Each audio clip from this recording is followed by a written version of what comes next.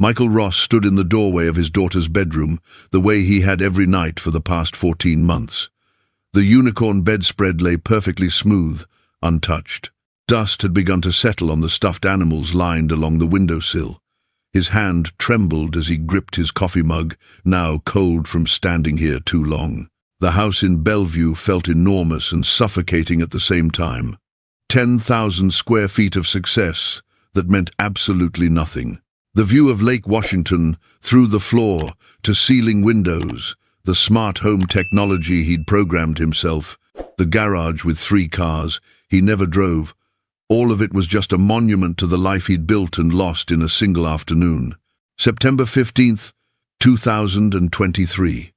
The date was burned into his brain. Chloe's elementary school had called at 3:47 p.m. She never made it to the pickup area. Michael Ross stood in the doorway of his daughter's bedroom, the way he had every night for the past 14 months. The unicorn bedspread lay perfectly smooth, untouched. Dust had begun to settle on the stuffed animals lined along the windowsill.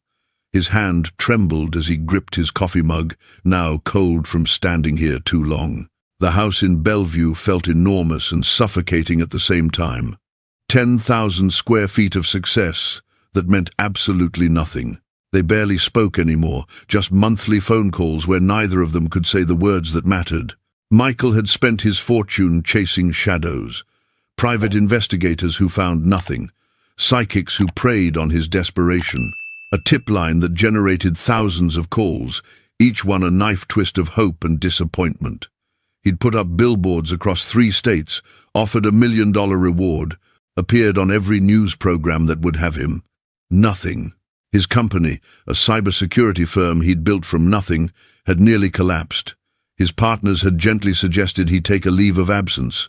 His therapist had prescribed medications he didn't take. His friends had stopped calling when he couldn't talk about anything else. The doorbell rang. Michael didn't move.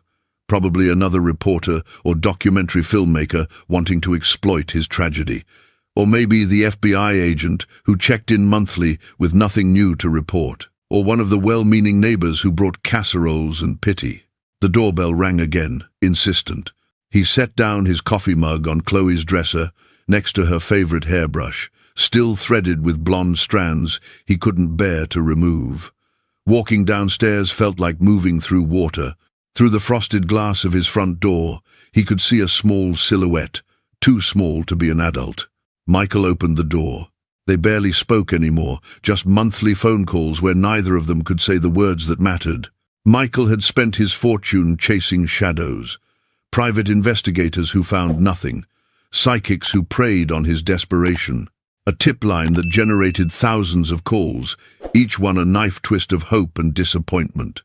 He'd put up billboards across 3 states, offered $1 million reward, appeared on every news program that would have him. Nothing. A boy stood on his porch, maybe 9 or 10 years old, wearing clothes that had seen better days, a faded Seahawks t-shirt too large for his thin frame, jeans with holes at the knees, sneakers held together with duct tape. His dark hair was shaggy, badly cut, and his brown eyes held something that made Michael's chest tighten. Recognition, urgency, fear. "Mr. Ross?" the boy said, his accent marking him as a native Spanish speaker.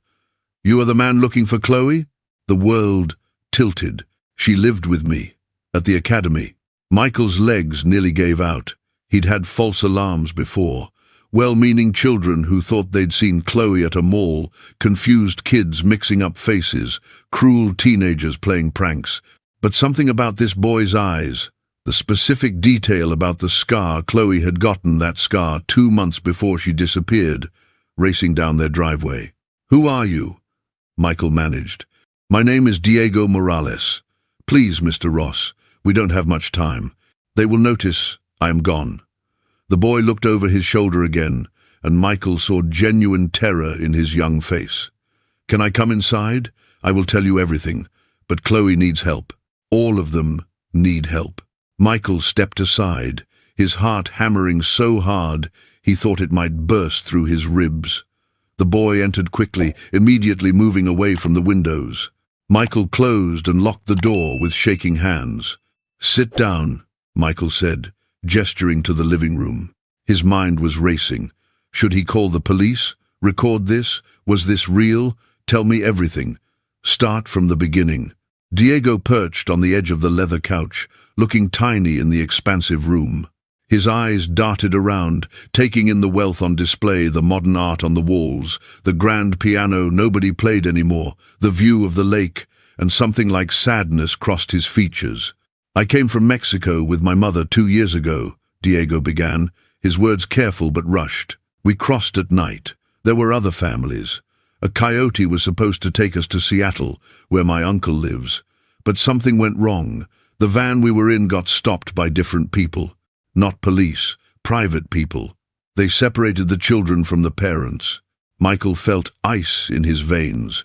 He knew where this was going, and the horror of it threatened to overwhelm him. But he forced himself to stay quiet, to listen. "They took us to a place called Bright Futures Academy, in the mountains, maybe an hour from here. It looks like a school from outside. Nice buildings, a playground, everything painted bright colors. But it is not a school." Diego's voice dropped to almost a whisper. "It is a prison." "How many children?" Michael asked, his throat tight. "Maybe 30. They come and go. The woman who runs it, Mrs. Helena Stern, she tells visitors we are orphans being prepared for adoption. Rich people come, they tour the academy, they meet the children. Some children leave with them. But we are not orphans, Mr. Ross. We are stolen." "Chloe," Michael said urgently. "You said Chloe was there." Diego nodded. "She came maybe 13 months ago. I remember because it was right after my friend Carlos left. She was so scared. She cried every night for weeks. She kept saying she wanted her daddy, that her daddy would find her." The boy's eyes filled with tears. "She stopped saying that after a while." Michael stood abruptly, pacing, his hands clenched into fists. Rage and relief and horror warred inside him. Why didn't she tell someone? When these visitors came, they drugged the children before visits, make them sleepy and quiet. "Chloe, she does not remember who she is anymore, Mr. Ross. Mrs. Stern told her she was abandoned, that her parents did not want her. She believes it now. They changed her name to Claire. She thinks she is an orphan named Claire." The sound that came from Michael's throat was inhuman. He braced himself against the mantel, his whole body shaking. "How did you get away?" he asked when he could speak again. "I am too old," Diego said simply. "They want young children, cute ones for the rich couples. I turned 10 last month. Mrs. Stern said I would be transferred soon to a different place, a work facility. I heard the staff talking about it, so I ran. Last night, during dinner service, I know the camera's blind spots. I walked through the woods until I found a road. A truck driver gave me a ride part way. I walked the rest." "Why come to me?" Michael turned to face the boy. "Why not go to the police?" Diego's expression turned hard, older than his years. "Because Mrs. Stern has police friends. She showed us once when a boy tried to run before. The police brought him back. They laughed with her. She pays them, I think." He leaned forward, intense. "But you are different. You are rich like her. You have power like her. And you have been looking for Chloe everywhere. I saw your face on TV. I saw the billboards. I knew you would not stop. I knew you would not be bought." Michael felt something crystallize inside him. Purpose, the first real hope he'd felt in 14 months, but also a cold, calculating rage. If what this boy said was true, and every instinct screamed that it was, then he needed to be smart, careful. "Tell me everything about the academy," Michael said, sitting down across from Diego. "The layout, the staff, the security, everything. And then we're going to make a plan." For the next 3 hours, Diego talked. Michael filled a notebook with details, drew rough maps based on the boys' descriptions. The academy sat on 40 wooded acres north of Snoqualmie, disguised as a legitimate foster care and adoption agency. Helena Stern was brilliant in her evil. She actually did place some children, real orphans from the foster system, creating a paper trail that gave her operation legitimacy. But mixed among them were the stolen children, the trafficked children, The ones whose parents were told they ran away or died, whose disappearances were classified as unsolved. Chloe had been taken from the school parking lot by a woman pretending to be Michael's new assistant, there to pick her up as a surprise. The woman had credentials, knew Chloe's name, knew enough details about Michael's schedule to seem legitimate. By the time the school realized something was wrong, Chloe was already at the academy. Her blonde hair dyed brown, her clothes changed, her identity beginning to erode under Helena Stern's carefully crafted psychological abuse. As Diego talked, Michael's mind raced through options. The boy was right. Local police might be compromised. But he had contacts at the FBI through his cybersecurity work. He had resources. He had a very specific set of skills built over 20 years in tech that could be useful. "Diego," Michael said finally, as afternoon light began to slant through the windows. "You're hungry, aren't you? And tired?" The boy nodded, trying to hide it. Michael stood. "Come on, let's get you some food. Then you're going to rest while I make some calls. We're going to end this. But I need your help, and I need you strong. Okay?" "You believe me?" Diego asked, his voice small and young again. "Every word," Michael said, and meant it. In the kitchen, Michael made sandwiches while Diego devoured them like he hadn't eaten in days. Watching the boy eat, Michael thought about his own daughter doing the same at that hellish academy, confused and scared, and believing the lie that she'd been abandoned. The rage that filled him was white-hot and focused. After Diego finished eating, Michael showed him to the guest room. "Sleep," he said. "I'm going to be making calls, but I'll be right downstairs. You're safe here." "Mr. Ross?" Diego said from the bed, looking impossibly small in the large room. "Thank you for believing me. And I'm sorry I could not protect Chloe better. I tried. I gave her extra food when I could. I told her stories at night to help her sleep. But she was so sad, and I was just—" "You're a hero," Michael interrupted, his voice fierce. "You escaped. You found me. You're saving her life and the lives of every child in that place. Do you understand me? You're a hero, Diego." The boy's eyes filled with tears, and he nodded silently. Michael closed the door gently and went to his home office. His hands were steady now, his mind clear. He pulled up his encrypted contacts list and began to make calls. First, to Amanda Chen, an FBI agent he'd worked with on a cybercrime task force 3 years ago. She answered on the second ring. "Michael Ross," she said, surprise in her voice. "It's been a while. Amanda, I need your help, and I need it off the books at first. Can you meet me somewhere private?" There must have been something in his voice, because her tone changed immediately. "Give me an address. I'll be there in an hour." Next, he called his head of security at the company, Marcus Webb, former Secret Service. "Marcus, I need a favor. Personal, not company business. How quickly can you pull property records and satellite imagery for a location? How quickly do you need it?" "Yesterday." "Give me the address." Michael provided the general location Diego had described. Then he made a third call to his lawyer, David Park. "David, hypothetically, if someone discovered a child trafficking operation, what's the legal protocol to ensure the victims are protected and the evidence isn't compromised?" There was a long pause. "Michael, what have you found? Can you come to my house? Bring everything you have on kidnapping cases, trafficking laws, and multi-jurisdictional investigations. I'll explain when you get here." By the time Amanda Chen arrived, Michael had a digital war room set up in his office. Marcus had sent over satellite images of the Bright Futures Academy property. David was on his way. And Michael had begun his own deep dive into Helena Stern's background. What he found made his blood run cold. Helena Stern, née Helena Novak, had been investigated twice before, once in California, once in Oregon, for similar operations. Each time, the investigations had fallen apart due to lack of evidence and witness intimidation. She was smart, careful, and well-connected.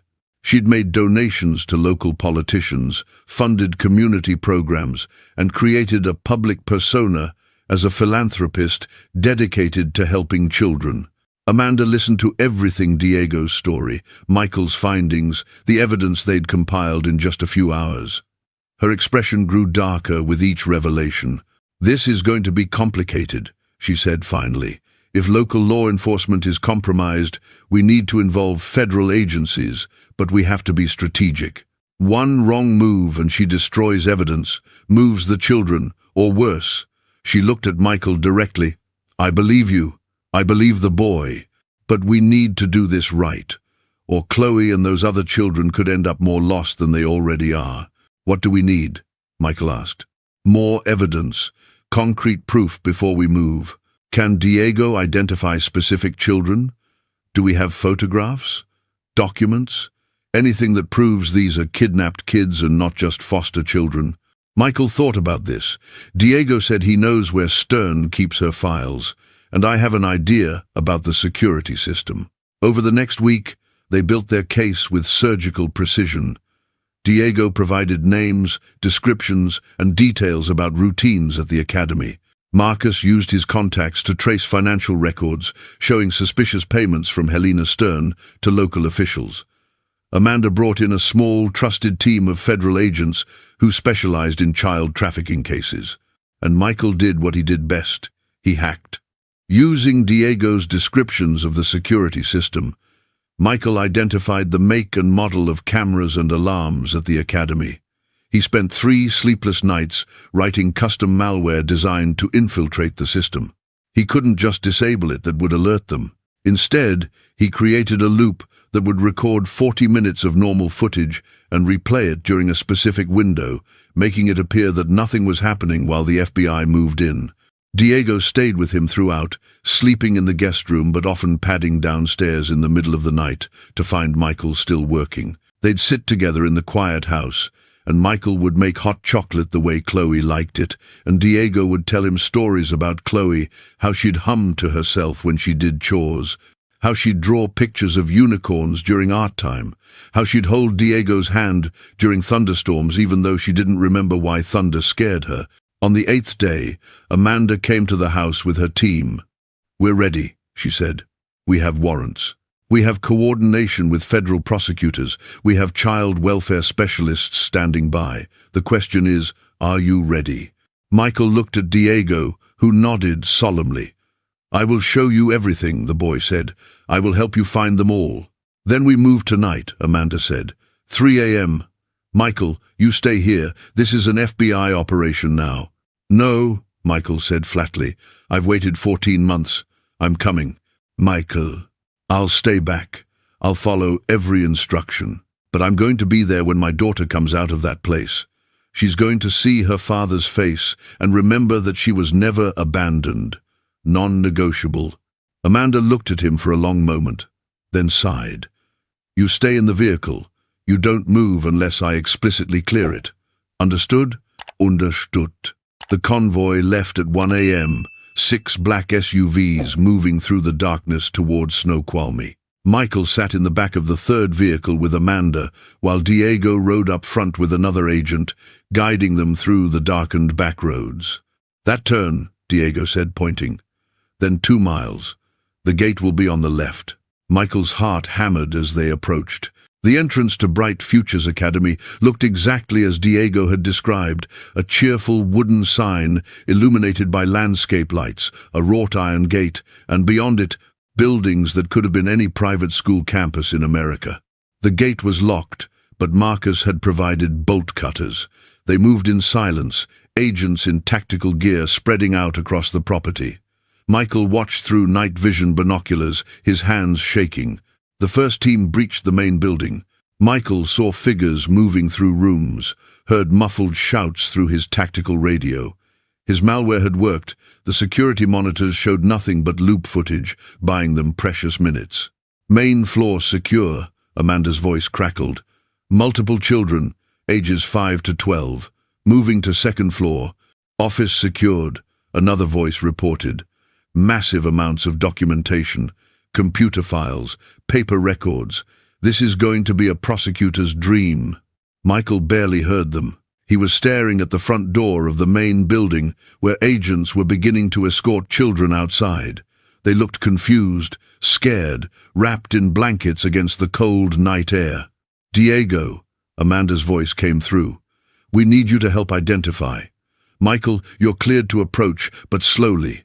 Don't overwhelm them." Michael was out of the vehicle before she finished speaking, Diego right behind him. They walked toward the cluster of children, and Michael's eyes scanned each face desperately. There, she was thinner than he remembered, her blonde hair darkened to brown, wearing an ill-fitting nightgown. But it was Chloe, his Chloe. She stood slightly apart from the other children, looking lost and confused, and she didn't recognize him. Michael stopped walking, his vision blurring with tears. She was right there, 15 feet away, and she didn't know him. Diego stepped forward. "Claire," he said softly. Chloe's head turned, and her face lit up. "Diego, you came back, I thought." Then she saw the agents, the vehicles, the chaos, and her expression crumbled into fear. "What's happening? Is Mrs. Stern angry?" "No, Chiquita," Diego said, and Michael heard the tenderness in the boy's voice. "Mrs. Stern was lying to you, to all of us. Do you remember what I used to tell you? That someone was looking for you? That your father never stopped searching?" Chloe shook her head, confused. "I don't have a father," Mrs. Stern said. Mrs. Stern lied. Diego held out his hand. "Come here. There is someone who wants to meet you, someone who has been looking for you for a very, very long time." Chloe took Diego's hand hesitantly, and he led her toward Michael. In the harsh lights from the vehicles, Michael could see her properly, now the scar on her knee, the birthmark on her left wrist shaped like a star, the way her nose wrinkled when she was uncertain. All of it exactly as he remembered. "Chloe," Michael said, his voice breaking, "your name is Chloe Ross, and I'm your father." She stared at him blankly. "My name is Claire." Michael knelt down to her level, tears streaming down his face. "You love unicorns. Your favorite color is purple. You fell off your bike when you were 6 and got that scar on your knee, and I carried you inside, crying harder than you were because I couldn't stand to see you hurt. Your mother makes you blueberry pancakes every Sunday. You have a stuffed elephant named Mr. Trunks that you've slept with since you were 2. You're Chloe. You're my daughter. And I have spent every single day since you disappeared searching for you." Something flickered in her eyes. Uncertainty. A fragment of recognition, maybe, or just the absolute conviction in his voice reaching some buried part of her memory. I don't remember," she whispered. "That's okay," Michael said, forcing his voice steady, even as his heart shattered. "You don't have to remember right now, but I promise you, I swear to you that I will help you remember. I will be here every day. I will never abandon you. You are loved, Chloe. You have always been loved." Diego squeezed her hand. "It is true," he said. "I saw his picture on television. He has been looking for you everywhere. Mrs. Stern lied. Your father never abandoned you. Never." Chloe looked between them, her young face struggling with concepts too large for a 7-year-old to process. Then, hesitantly, she took one step toward Michael, then another. Then she was close enough that he could see her eyes, Chloe's eyes, the same blue-green as his own, and something in her expression shifted. "Daddy," she whispered, the word uncertain, like a language she'd forgotten. Michael couldn't speak. He just opened his arms, and Chloe collapsed into them, and he held his daughter for the first time in 14 months. She was crying, he was crying, and he felt Diego's small hand on his shoulder, the boy crying too. "I've got you," Michael whispered into Chloe's hair. "I've got you, sweetheart. You're safe now. You're coming home." Behind them, FBI agents were leading Helena Stern out in handcuffs. She was screaming about lawyers and false accusations, but Amanda had her by the arm, her face a mask of professional satisfaction. Other children were being loaded into vans with child welfare specialists, each one being documented and identified. The operation had recovered 23 children, some kidnapped like Chloe, some trafficked across borders like Diego, all of them stolen from lives and families they'd been told didn't exist. But Michael barely noticed any of it. He was holding Chloe, feeling her breathe, her heart beating against his chest, and nothing else in the world mattered. The months that followed were not easy. Chloe struggled with memories that felt like dreams, with depression and anxiety that required gentle therapy. Jessica flew in from Boston, and she and Michael put aside their differences, united in their focus on helping their daughter heal. They explained, age-appropriately, what had happened to her. They showed her pictures from before, videos of birthday parties and Christmas mornings. They surrounded her with love and patience and consistency. Slowly, gradually, Chloe began to remember. The trauma hadn't erased her, just buried her, and with support and time, she emerged. Diego stayed with them. Michael had made the decision that first night, though he hadn't discussed it with anyone yet. When the FBI began processing Diego's case, trying to locate the uncle in Seattle he'd mentioned, Michael intervened. "He's staying with me," Michael told the caseworker. "I'm filing paperwork. He's not going into the system." "Mister." The operation had recovered 23 children, some kidnapped like Chloe, some trafficked across borders like Diego, all of them stolen from lives and families they'd been told didn't exist. But Michael barely noticed any of it. He was holding Chloe, feeling her breathe, her heart beating against his chest, and nothing else in the world mattered. The months that followed were not easy. "Ross, the process for foster care and adoption is complex." "Then I'll hire lawyers to uncomplicate it. That boy saved my daughter's life. He saved 23 children's lives. He's a hero, and he deserves a home. He has one. Here." It took 6 months of legal proceedings, background checks, home studies, and paperwork. But on a sunny day in June, Diego Morales officially became Diego Ross. But more importantly, 23 families were reunited. Some children, like Chloe, went home to parents who had never stopped searching. Others, whose parents had been deported or died, found new homes with families who would love them. The oldest, a 13-year-old girl who'd been at the academy for 4 years, worked with Diego to write a book about their experiences, raising awareness about child trafficking. Michael returned to his company, but with a different perspective. He established a foundation dedicated to finding missing children, using his technological expertise and resources to assist families who couldn't afford private investigators. He worked with law enforcement to develop better tracking systems and databases. He turned his pain into purpose. On Chloe's 9th birthday, 14 months after her rescue, she stood in the backyard of their home, the same house, but now filled with life and noise and laughter, again surrounded by friends from school, her mother, and her new brother. She was wearing a purple dress with unicorns on it, and her blonde hair, now back to its natural color, was pulled into pigtails. She blew out her candles, and when Michael asked what she wished for, she said, "Nothing, Daddy. I already have everything." That night, after the party ended and Chloe was asleep, Michael sat on the back deck with Diego. The boy, his son, now leaned against him, comfortable in a way that still filled Michael with gratitude. "Do you think she'll be okay?" Diego asked quietly. "Really okay?" "I think she already is," Michael said. "She's strong, like her brother." Diego smiled at that. "I am glad I found you, Mr. Ross. That day when I knocked on your door, I was so scared. I did not know if you would believe me." "I'll always believe you," Michael said. "And Diego, you can call me Dad if you want to." The boy was quiet for a moment, then leaned closer. "Okay, Dad." Michael put his arm around his son and looked up at the stars. Somewhere out there were other children still lost, other families still searching, other traffickers still operating. The battle was ongoing. But tonight, in this moment, his family was whole. 2 children who'd been stolen from different worlds, brought together by tragedy and courage, had found their way home. And that was enough. That was everything.